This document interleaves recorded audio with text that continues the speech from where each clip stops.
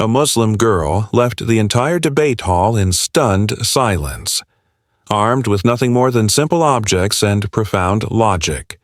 Her words, paired with powerful metaphors, dismantled every argument the atheist had built. What began as a war of ideologies turned into a moment of collective soul-searching. The debate hall was dimly lit. 2 microphones stood at the front of the stage. One of them was taken by a young atheist, composed, confident, and wearing a subtle smirk that revealed his expectation of an easy win. "We don't need religion to live good lives," he said smoothly. "Reason is enough." A hush fell over the audience. Then a soft voice emerged from the shadows. A Muslim girl stepped forward, calm and serene. In her hand, she carried something unexpected, a toothbrush and a tube of toothpaste. The crowd shifted, intrigued. The atheist chuckled. "What's that supposed to prove?" Without reacting to his mockery, she removed the cap and applied paste to the brush. Holding it up, she spoke. "Every morning, we brush our teeth, to remove what's foul, to look presentable, to avoid offending others." She paused and looked directly at him. "But when was the last time we cleaned our intentions, our words, or our hearts? You've learned to clean your mouth, but have you ever thought of cleaning your soul?" A wave of silence rippled across the hall. The atheist's smirk slowly faded. He met her gaze, and for the first time, had no reply. A moment passed. Then he stepped forward again, trying to regain his stance. "Religion just teaches fear and control," he said, pacing. "Why not just follow human instinct?" Before his words fully settled, she stepped forward again, this time carrying a delicate porcelain teacup filled with steaming tea. The rising steam shimmered under the dim lights. She held the cup gently, smiled, and asked, "When tea is hot, what do we do?" She held it with both hands. "We don't rush, we blow gently, we cradle it with care." "Why?" Her eyes turned to him. "Because we know one careless move, and it burns." The audience leaned in, captivated. "So, when our anger boils," she continued, "why don't we treat it the same way? Why do we spill sharp words without thinking, knowing they burn far deeper than tea ever could?" The atheist didn't smile this time. He stared at the teacup, then down at his own clenched fists. "A sip of tea can wait," she said softly, "but a word once spilled never comes back." The atheist returned to the mic. "We live in a modern world," he said, voice slightly strained. "Technology drives us forward, not old beliefs." A low murmur stirred in the audience.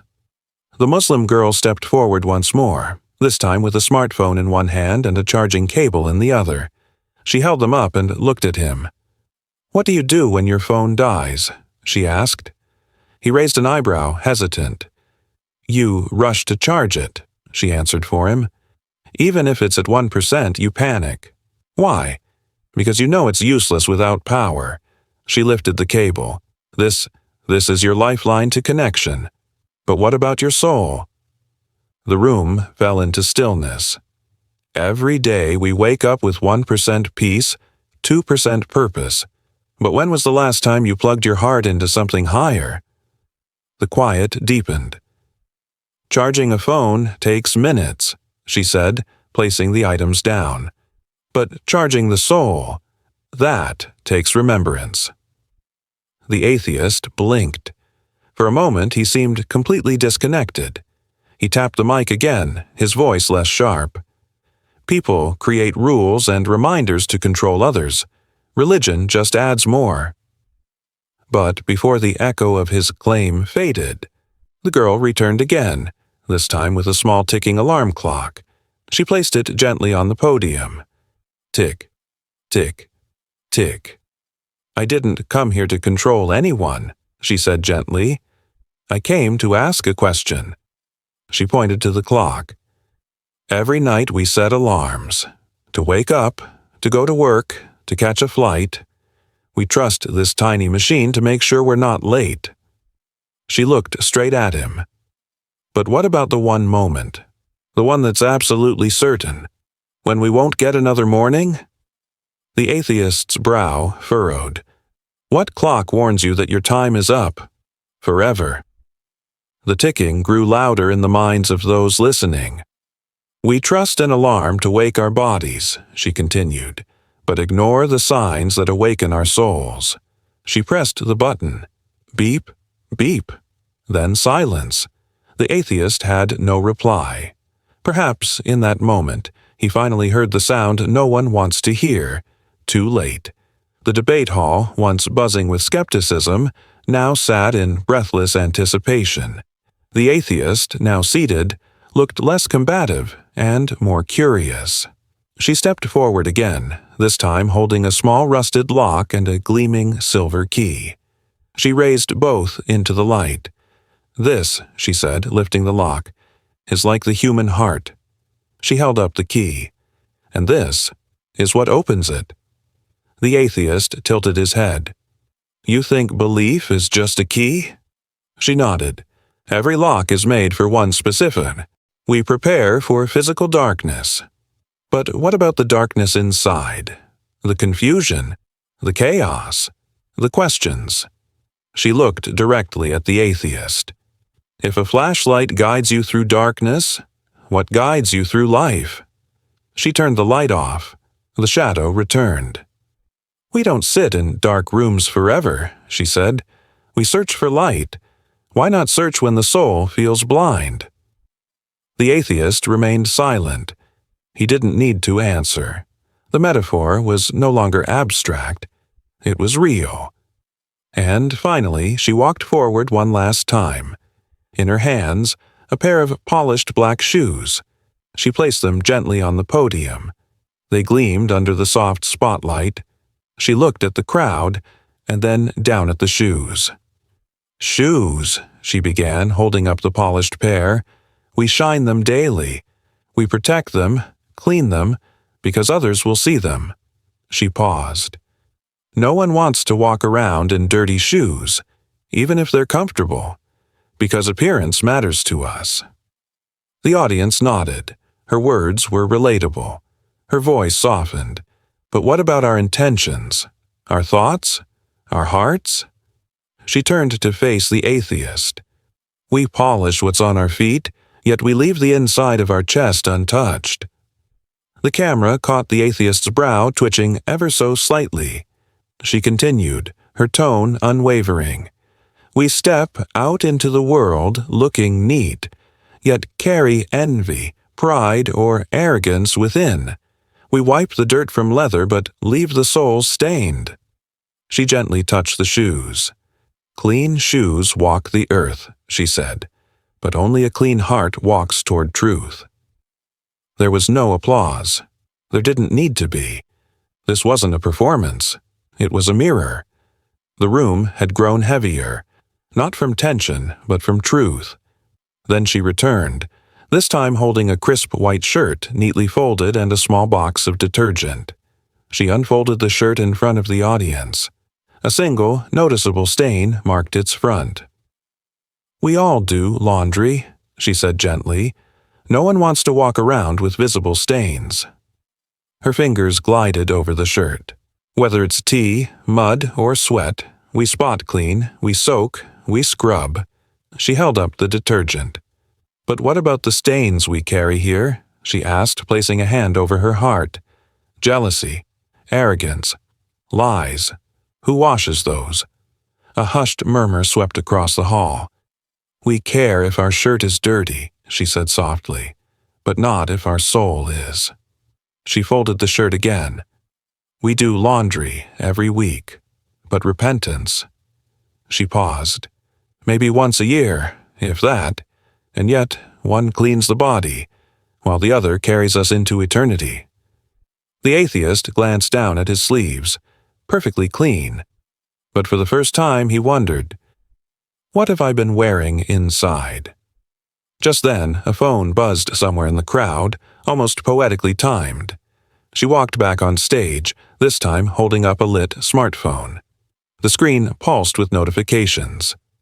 "Every few minutes," she said, "we check these." Some people chuckled quietly, knowingly. A ping, a pop-up, a blinking light, and we respond. Even at 1 a.m., we open the message, we reply, we forward. She scrolled through the screen, then looked up. "But what about another message? The one from the one who created you? It's been waiting. For years." From her pocket, she pulled out a small Quran. No pop-ups, no emojis, just quiet, divine words. For your soul. She gently placed the Quran beside the phone. "The irony," she added, pausing. "We open 100 messages from people, but not the message from God." The atheist stared at his own phone as it vibrated again. But for once, he didn't reach for it. He just listened. The debate had shifted, from argument to awareness. Then she returned, this time carrying a sealed delivery package, the kind that brings excitement when it lands at your door. "When we order something online," she began, "we wait for it to arrive." She looked at the atheist, who was now visibly more curious than combative. "We don't know the delivery driver. We don't know the exact time it'll show up, but we trust. It's on the way." She slowly placed the package on the podium. "Not once do we doubt that someone somewhere is working behind the scenes to bring it to us." She paused, then raised her eyes.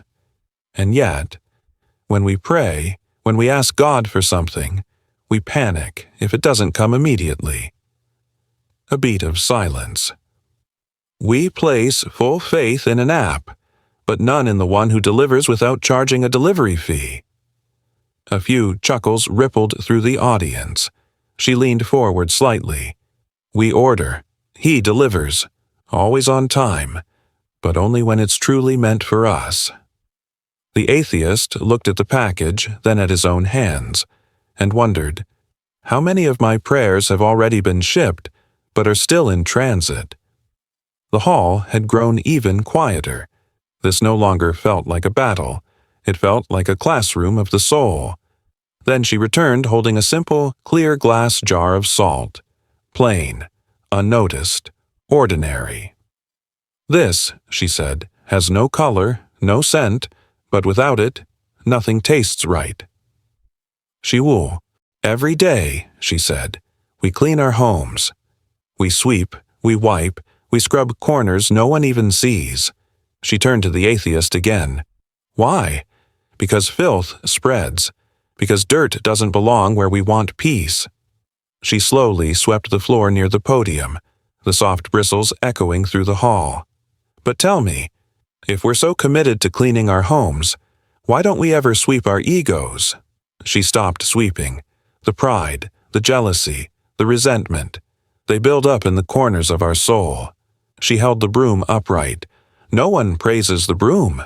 No one displays it on a shelf, but it silently removes what doesn't belong. Her voice grew quieter. "We keep our homes spotless, but leave our hearts filthy." The atheist looked down, perhaps realizing, no amount of intellect can scrub what only humility was made to cleanse. Then she returned again, this time standing beside a single, empty chair. She gently tapped the backrest. "When we enter a room and see an empty chair," she said, "we feel it. Someone's missing." She stepped aside. "But what about the empty space inside of us? Why do we never acknowledge that?" She placed a hand over her chest. "We can point to an empty seat in a room, but not to an empty soul in ourselves." The audience stilled. People smile, speak, achieve, but deep down, they're carrying chairs with no one sitting in them. She looked straight at the atheist. "You see the outer world clearly, but do you ever look inward and ask who's missing from here?" The atheist's gaze met the chair, then turned away, as though he feared recognizing that same silence within. She stepped forward once more, this time holding a small silver coin. Its edge gleamed beneath the stage lights. "Every coin," she said, "has two sides." She flipped it. You can't spend it unless you acknowledge both. She looked at him directly. But you speak only of what can be seen, only what is physical, tangible, measurable. She flipped the coin again. But what about the unseen? The afterlife? The soul? The one who created both sides of this coin? She tossed it gently into the air. It landed silently in her palm. You live as though only this side exists. But what if this, she held up the coin again, is just one face of a greater truth? She stepped closer. Would you ever throw away a coin just because you couldn't see the other side? The atheist remained silent. For the first time, he looked uncertain, because perhaps truth had been waiting. On the side, he never turned. Then the lights dimmed slightly. She returned to the stage holding a single lit candle. Its flame was steady, small, warm. This candle, she said, doesn't speak. It doesn't move, but it changes the room. She raised it gently and the flame flickered across faces and walls. It burns, just to give light. It shortens itself, so others don't stay in darkness. She turned to him again. Now tell me, what are you giving to the world? The atheist blinked, caught, not by words, but by the question. You speak, you live, you argue, but are you illuminating anything, or are you just taking space? She looked again at the flame. The candle knows. It won't last forever, so while it lives, it gives. A few heads bowed. You called that weakness, she finished softly, but I call it purpose. And as the flame danced quietly, the atheist finally saw that real strength sometimes burns silently. Then she walked one final time to center stage. In her hand, a small glass bottle of perfume. She uncapped it gently, and a soft, sweet scent spread through the air. She smiled. We all love to smell good, don't we? Some in the crowd chuckled. Others leaned in. We pick the right fragrance, apply it before meeting others, because we want to leave a good impression. Then she turned to him. But what happens when your words smell sweet, but your actions reek of pride? The hall went quiet again. Perfume fades, character lingers, one disappears in hours, the other stays in hearts. She held the bottle up once more. We use this, so others can sense our presence. Then she asked, but when you walk away, what do they feel? Do you remember her kindness, or just her perfume?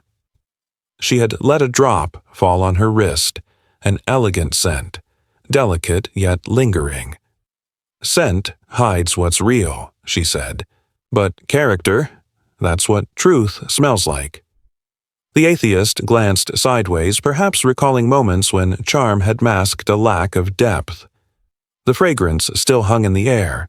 So did the question. Who are you when the perfume fades?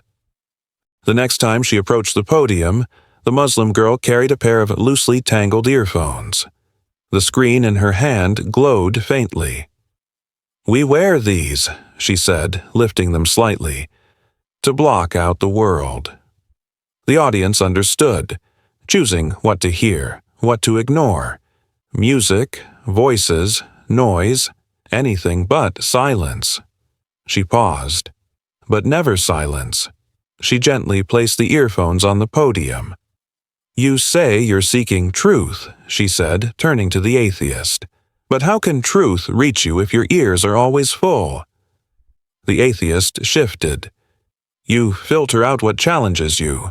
You only keep what agrees with you. But what if God's been calling this whole time, and you just never pressed play?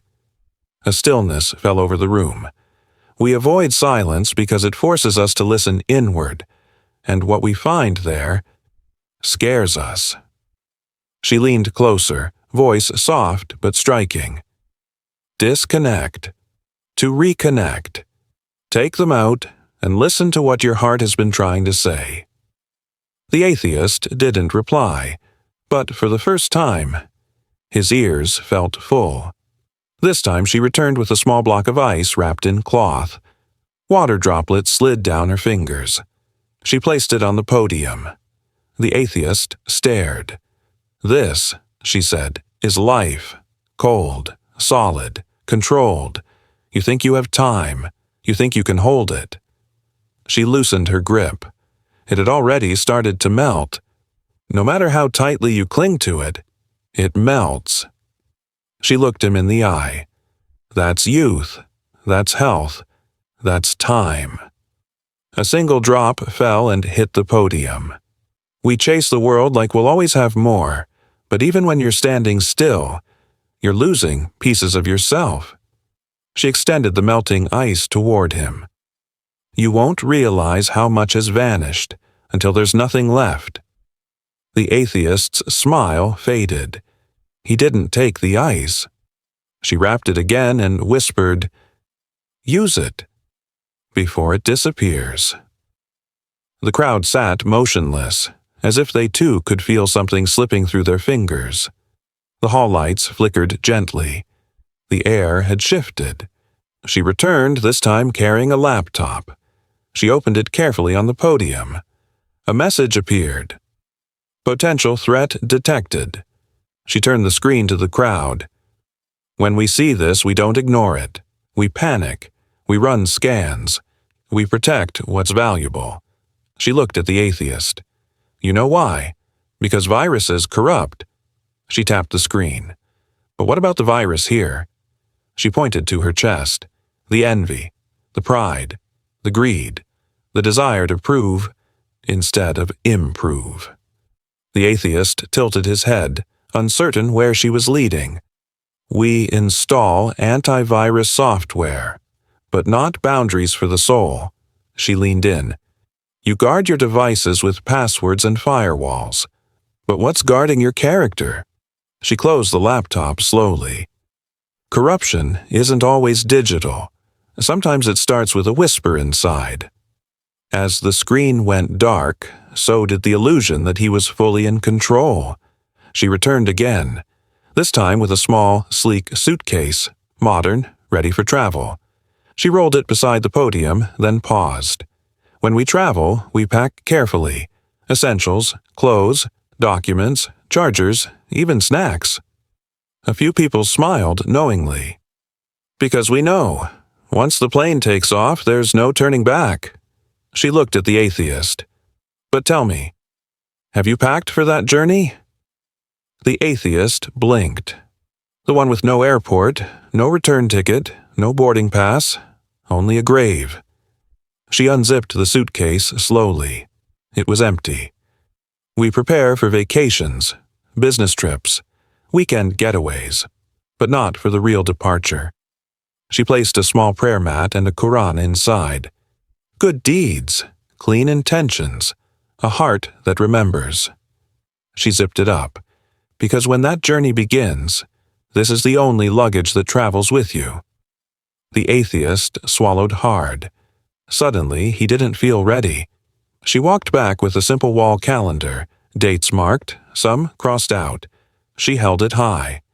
This is how we track time, deadlines, holidays, birthdays, appointments. She pointed to a red circle. These are the days we look forward to. Then crossed out another. And these are the days we've already lost.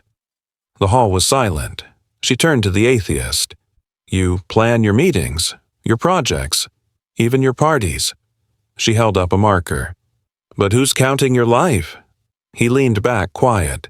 "You know how many days till your next trip. But do you know how many days till your last breath?"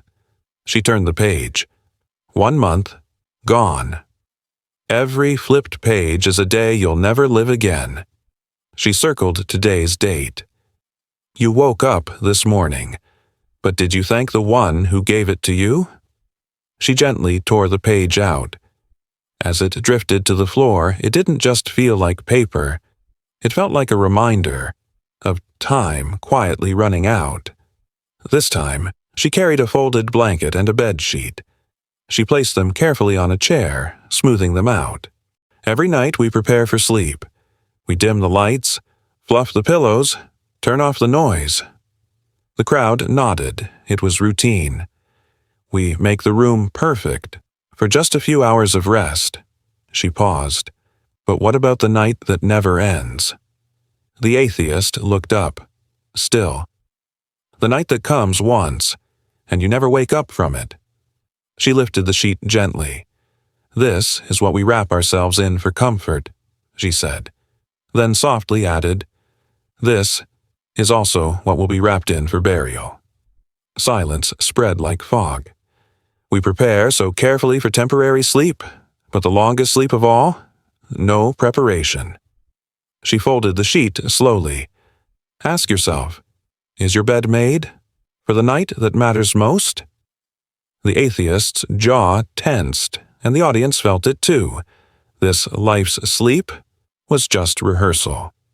Next, she held up a smartphone. A red X blinked in the corner. No signal. She turned it toward the crowd. When we see this, she tapped the icon, we panic. We move around. We raise the phone to the sky. Laughter rippled. They had all done it. Because without signal, the phone is useless. She looked at the atheist. But what about the signal? Between you and your creator? He blinked. Is that connection active? Is the line even open? She pressed the phone to her chest. When you're lost, afraid, hurting, who do you call? She continued. We spend all day refreshing Wi-Fi but never check if our soul is connected. She turned the phone off. Dua is your signal. Not 4G, not Wi-Fi. Dua, a few heads bowed. Phones die without signal. So do hearts. The atheist stared at his phone. But suddenly, it didn't feel so smart. Now she walked forward with a soft white pillow. She placed it carefully on the podium. We all want rest, comfort, peace. She pressed her hand into the cushion. It left a gentle imprint. This helps the head sleep, she paused. But what about the heart? The room stilled. You lie in luxury, but inside, you're boiling. With guilt, arrogance, regret, lies. She looked up. If your pillow is soft, but your conscience is hard, do you really sleep peacefully? The atheist shifted. Peace doesn't come from pillows, she said. It comes from purity. She held the pillow close. If your deeds aren't soft, your sleep is a lie. Then softly, one day you'll lay your head down for the last time. Not on this, she tapped the pillow, but on the earth. His hand gripped his seat, but his eyes were far from rest. She returned with a simple notebook and a pen, its pages half filled. We write everything, she said. To-do lists, dreams, feelings, even meals. She flipped through scribbled notes, because we don't want to forget, because paper remembers what we may not. She looked at him. But what if I told you? Someone else is writing too. He raised an eyebrow. You're not the only one with a pen. She tapped the notebook. Every word, every action, every intention, all recorded. The hall hushed. 2 angels, one on your right, one on your left. Never distracted, never tired. She paused. You can tear pages from this notebook, but not from theirs. She closed it softly. We write our stories. They write our truth. He looked down at his hands, wondering what was already written. Now she returned with a tablet and a sticky note covered in passwords. We lock everything these days, she said.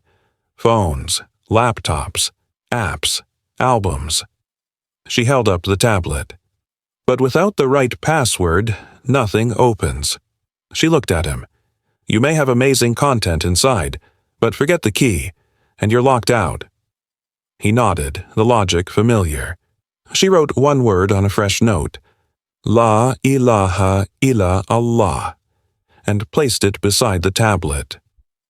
Jannah has gates too, and they don't open with Face ID. Laughter, soft, nervous. This is the password to eternity. not saved in browsers, but carved in hearts. She leaned forward. You remember how to unlock your phone, but what about your soul? She whispered, Will you stand before the gate and say, I forgot the password? His eyes flicked up. Suddenly, access felt uncertain. This time she walked forward slowly.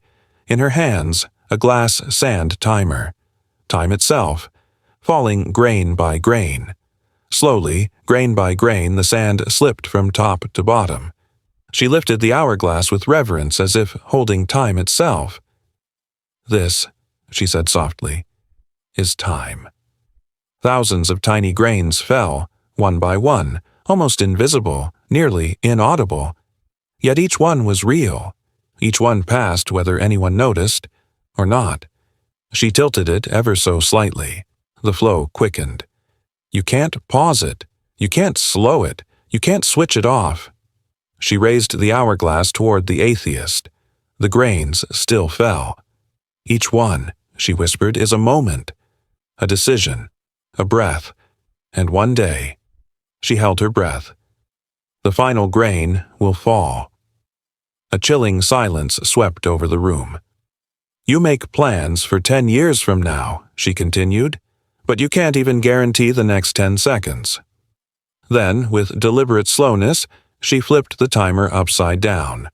One last reset. But Allah, she said gently, doesn't ask you to be perfect. He asks you to be aware. The atheist stared at the grains now falling again, and for the first time it felt like his were falling too. The stage, once vibrant with ideas, was now bare, except for a single wooden door standing behind the Muslim girl. She turned, walked slowly toward it, and placed her hand on the handle. Facing the crowd, her voice softened. We knock on doors all the time, she began, for help, for love, for opportunity. She knocked twice. The sound echoed across the silent hall. We knock because we hope someone's on the other side. Then her voice dropped to a whisper. But what if I told you? This door is already open. The audience leaned in. This, she said, motioning toward it, is the door of mercy. She stepped to the side. The door creaked open, just enough to feel real. Forgiveness, peace, purpose, all of it. Waiting. She turned toward the atheist. Maybe you're afraid. Maybe you think it's too late. Too far. Too difficult. She stepped forward, eyes steady. But this door, it doesn't close. Not until your time does. Then, gently, she knocked once more. And right now, it's still open. The atheist sat frozen. He hadn't moved, but something inside him had. The atmosphere in the debate hall had shifted. It wasn't a hall anymore. It had become a battlefield, not of minds, but of souls. The atheist sat motionless, jaw clenched, eyes dimmed.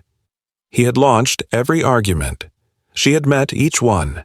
But now, something else, something deeper, was unraveling. The Muslim girl said nothing. She simply walked to the center of the stage. In her hands was nothing but a small, round mirror. Plain, fragile, silent. She placed it gently on the table between them. Her hands trembled, not from fear, but from what was about to be revealed. She didn't look at him at first. She looked at the audience. Throughout this debate, she said quietly, we've talked about stars, atoms, books, bones, logic, science. Her voice carried like wind over water. But not once have we talked about you. Then she turned to him.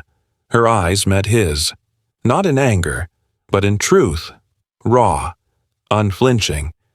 You speak of proof, of what can be seen, measured, tested.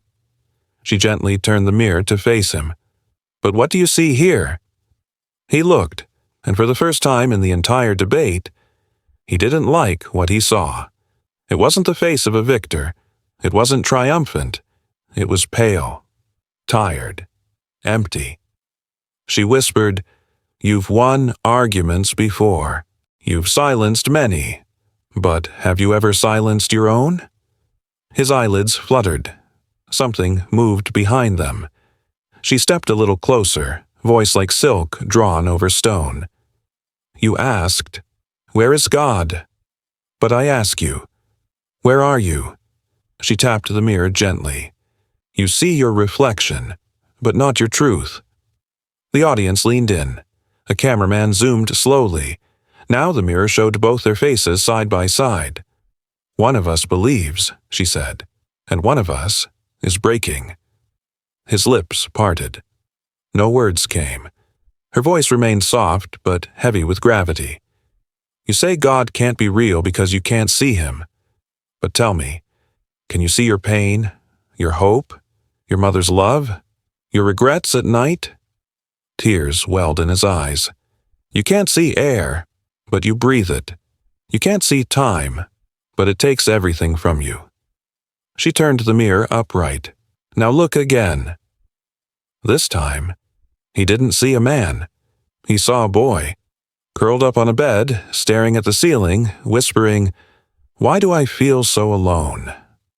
He saw a teenager laughing with friends, faking joy, wondering what would happen if his heart stopped mid-joke. He saw a man, building walls of logic just to keep love and God out. And behind it all, he saw his soul, small, waiting, still alive. She whispered, her voice like wind through a cracked window. You wanted proof of God, but what if he just showed you a mirror instead? His eyes filled. A tear rolled down his cheek. Then another. The camera didn't blink. Neither did the room. He looked at her, eyes red, lips quivering, and in a voice not loud, not polished, not proud, he whispered, I don't have answers, but I can't deny what I just felt. Not anymore. He glanced back at the mirror. Maybe. He paused. Maybe I wasn't looking for God. Maybe I was looking for me. She said nothing. She stepped back, because in that silence was the loudest answer. The moderator rose, but no one clapped. No one moved. The debate had ended, but the real awakening had just begun. A hall once filled with arguments was now filled with hearts beating in reverence.